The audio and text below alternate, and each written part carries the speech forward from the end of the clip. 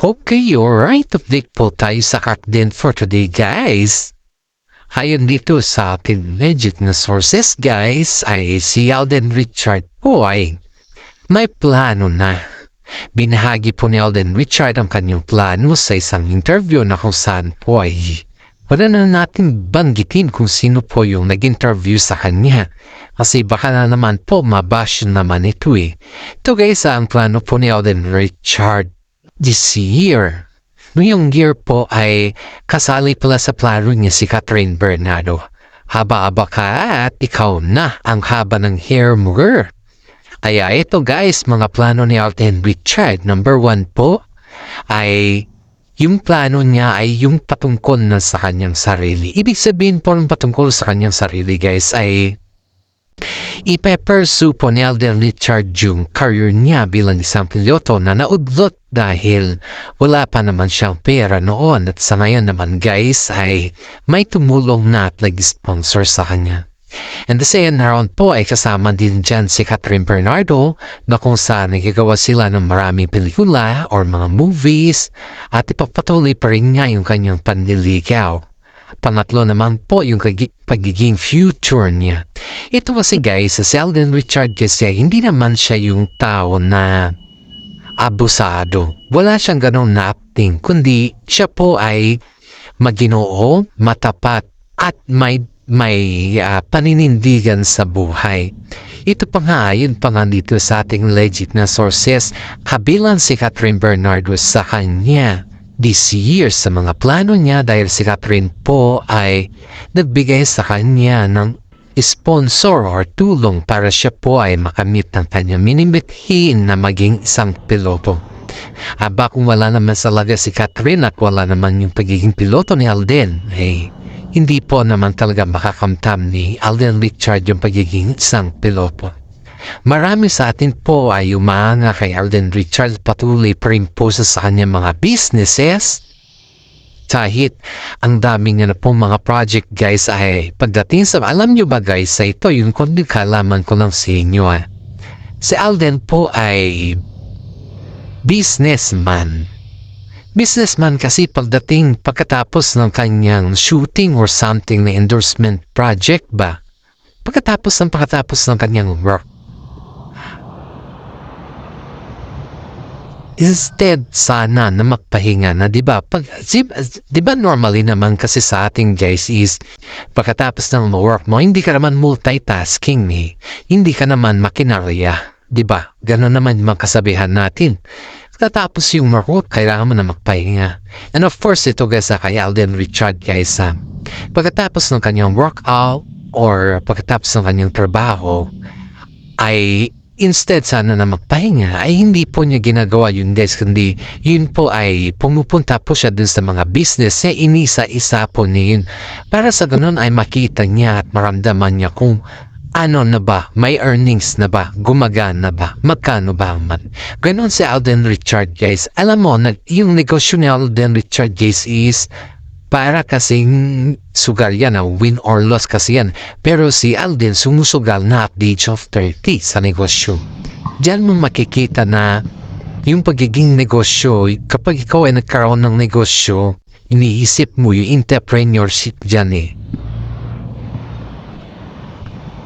Kung magkano yung kikitain mo sa isang araw, ano yung mga benefits or ano yung mga magagasto.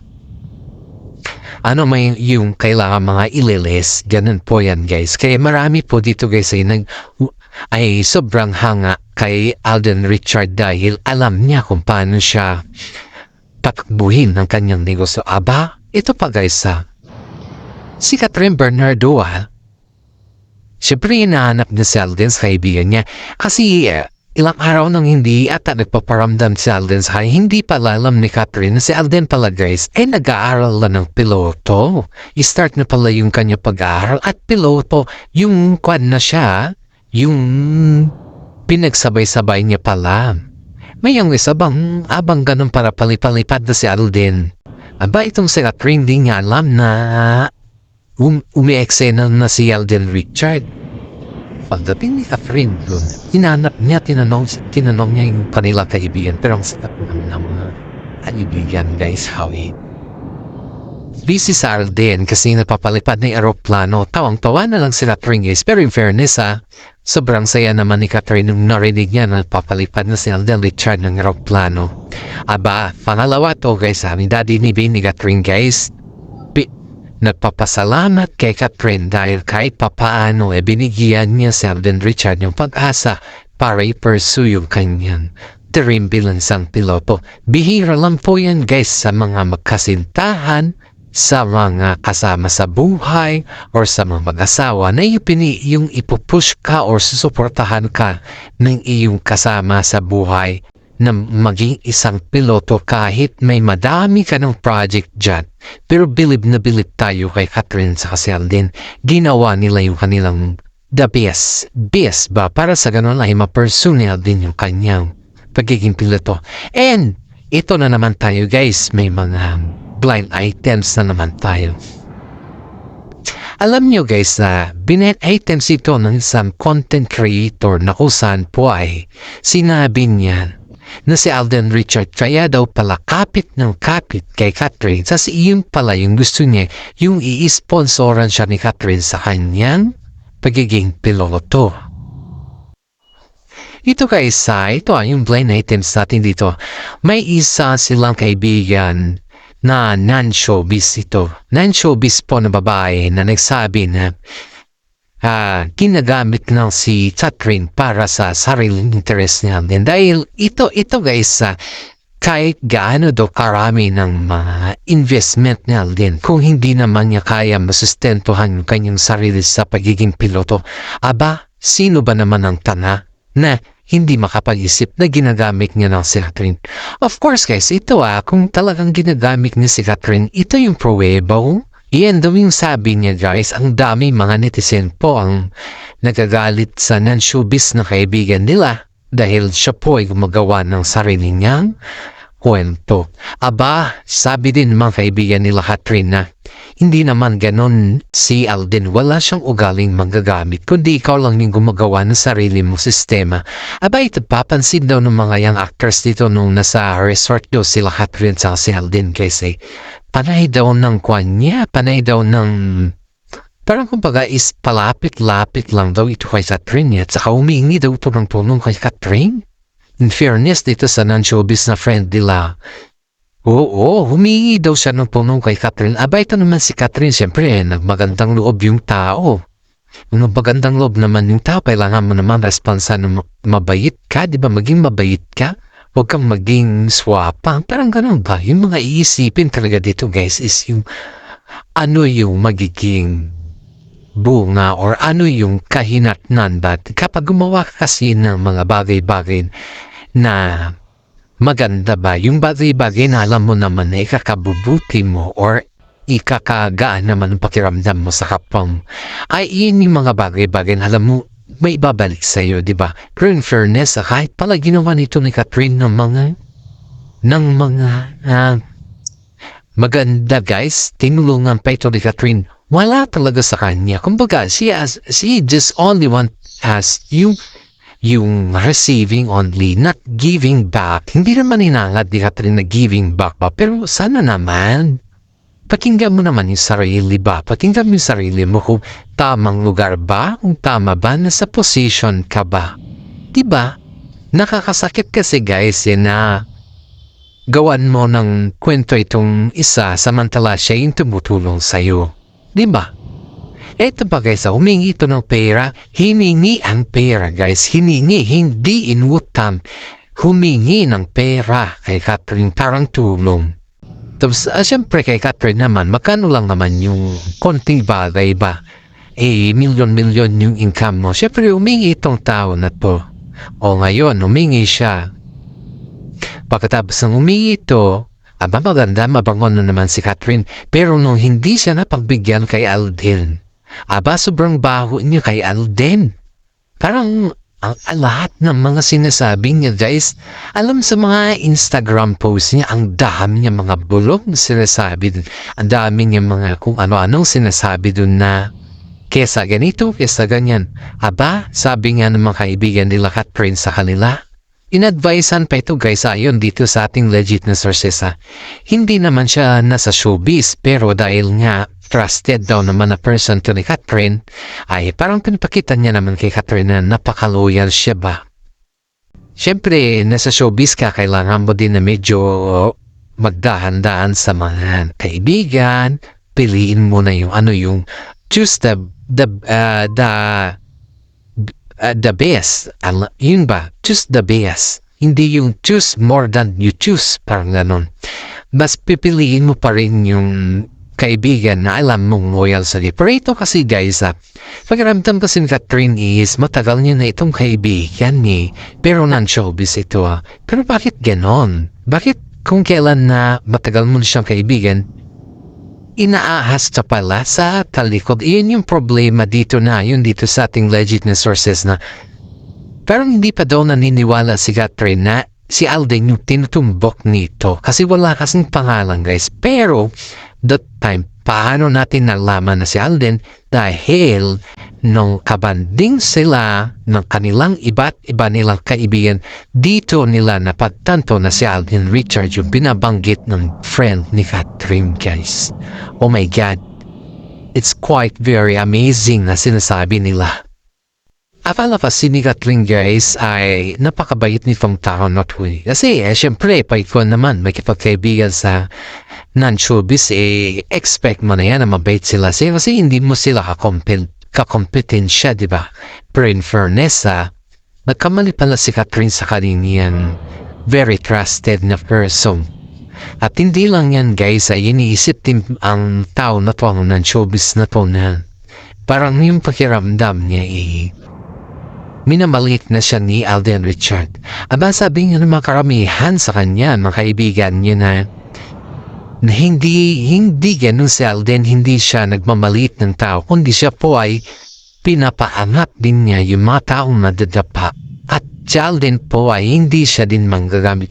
Alam mo guys, parang ito yung very cycled nangyayari dito sa issue na to guys. Kasi dito sa loob ng showbiz guys, hindi kasi nila ito nilalabasin. Alam mo kung bakit? Dahil ayaw nila na madungisan yung pangalan nila Alden Richard at saka si Catherine Bernard. And of course, pag sikat yung tao, sana naman is yung mga magagandang salita yung kaya natin sabihin sa kanila at yun yung maririnig mo sa loob ng showbiz. Kasi ayaw ng mga management na may mga mabawang salita dyan para sa kanila. Pero in fairness dito guys, hindi pa kontento itong si non-showbiz girl na to. Sinabi pa talaga din sa kaibigan niya na naman na kaya daw nag-ghosting sa Alden. Kasi ang ghosting naman kasi guys, ito kasi yung term niya, nag-ghosting daw si Alden. May kasama daw isang babae na nagraran ng isang araw. Aba, ang ghosting kasi guys is yung sila na. Hindi mo naman pwedeng sabihin na ghosting yung ginawa niya kay Catherine kung hindi naman sila. That's the real story, di ba? Ang ghosting kapag karelasyon niya na si Kat. Pero pag karelasyon. Pero pag hindi walang ghosting. Ang sabi nga ni Catherine Bernardes, kanya single pa siya at interesado naman siya kay Alden. Willing naman siya kasi kasali sila. Mami Min at saka iba pa niya makakasama botong-boto kay Alden Richard Hayes. How much more sa mga iba nilang kaibigan. Diba yan yung mga palagi nilang sinasabi sa bot nilang pamilya. Pero in fairness dito, wala pa naman aminan na nangyayari. Kundi feelingan lang sila. Pero kung nagpa-practice lang ba? Pero in fairness, may mga nararamdaman sila sa isa't isa. Pero ayaw nang kasi nila itong magsabi. Ayaw nilang magsabi sa public or ayaw nilang ibunyag sa public kung ano yung nararamdaman nila sa isa't isa. Kasi si Daniel Padilla kasi guys, si Daniel Padilla kasi sinusubod niya si Alden. Palaban ito si Daniel kahit wala sa lugar ba. Palabang sito si Daniel pag nakita niya na sobrang higpit yung hawak ni Alden kay Catherine, andyan na si Daniel Padilla, andyan na o ganito o siya na. Parang alam mo yung bodyguard na bakit sobrang namang paghigpit ng parang gano'n ba yung masyadong mahigpit. Yung wag masyadong sakalin, parang gano'n. Ayaw niya kasi yung gano'n Siyempre guys, mahal ni Daniel si Catherine na tayo niya mawala si Catherine sa kanya. Ganoon naman siguro talaga pag yung nag-ghosting ka ng 12 years yung nasa huli ang lahat na sinasabi nila. Pero balik tayo dito guys ha. Itong si Alden Richard guys namataan kasi na may kasama siyang babae na nag-jogging that time. Pero hindi niya kasama si Catherine. Of course, paano niya naman maging kasama si Catherine? Busy naman si Catherine sa pag-i-endorse. So, diba? Busy siya. May shooting siya May mga photoshoot siya. Aba, pag trabaho kasi, iba naman yung pleasure Sabi nga ni Alden sa si Catherine, pag nandyan yung trabaho, grab the opportunities because the opportunity, not once only. Tama naman sila guys, kung isipin natin, ang oportunidad is not once only. Hindi naman paulit-ulit yan na may mga magagandang oportunidad sa kanila. Kundi yung mga oportunidad na binibigay sa kanila is minsanan lang yung guys. Sa ikaw ay sikat na sikat, iyan yung oportunidad na tarating sa'yo. Kaya lahat tayo dito, alam na natin kung sino yung non-showbiz.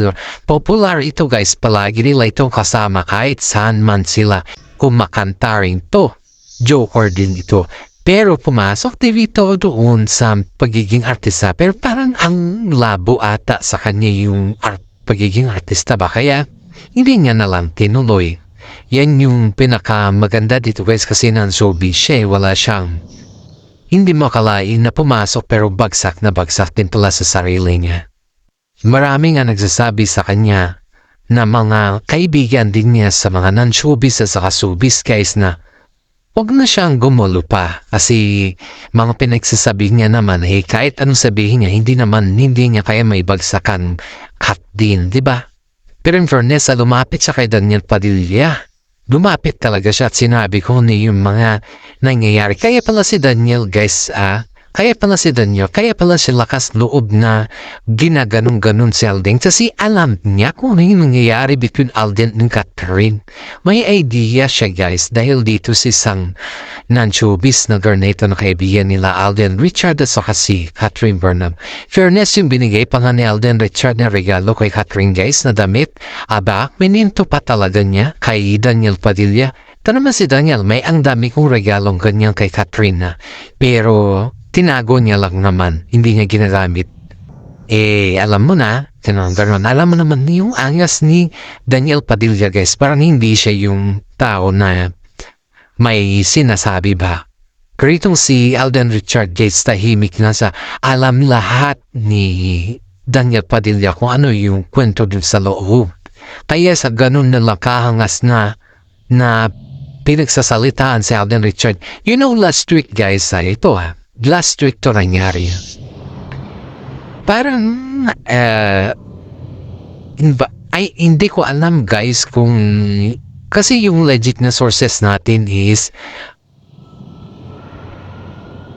parang invited na hindi ata. Kasi iba yung taong nag-invite. Hindi naman ininbitahan ni Catherine si Daniel. Kasi yung kaibigan ni Catherine, yun yung inimbitahan ni Catherine. Pero yung kaibigan nila ni Daniel, yun yung nag-invite kay Daniel dun sa beach. O, see? Diba? Hindi, kaya sabi ko kasi hindi siya invited kasi nandun na si Daniel sa beach guys. Kasi inimbitahan siya ng kaibigan nila. Na yung kaibigan nila, yun naman yung inimbitahan talaga ni Catherine sa si Alden. Aba, kwento dito guys. Siyempre may mga feeling moment that night at gusto nila na si Alden Richard sa si Catherine. May kasama naman daw si Alden that time makasama yung mga kaibigan niya. May kasama din si Daniel. Aba guys, ito si Daniel Padilla. Hindi ayaw daw niyang may lumapit kay Catherine. Yung gusto niya talaga guys is yung makausap si Catherine, yung maibalik lahat. Kasi almost 2 years na guys almost 2 years nang wala na sila Imagine that, almost 2 years nang wala na sila. Aba ngayon mo pa mapagtanto na parang kumbaga is gusto niya ibalik yung lahat sa kanila kung ano man daw yung nasira na wala naman daw siyang ginawa. Parang kumbaga she need more explanations na ganun at Hindi naman hinahangat ni Catherine na marami explanation galing kay Daniel na guys kasi simula pa lang nung kasagsagan na lang issue, wala naman explanation si Daniel, di ba? Alam naman natin yun, kaya medyo may mga kung si Catherine kung bakit ganun na lang si Daniel sa kanya na ayaw siyang bitawan. Pero pagdating sa katotohanan, bitaw na si Catherine. At hanggang dito na lang po yung ating YouTube channel guys. Alam kong marami na po kayong naririnig dyan ng ibang showbiz or sa mga content creator. Pero kakaiba tong content natin guys. Hopefully, paki-like and share naman ng ating YouTube channel. Kat din. At God bless po. Salamat sa ating lahat.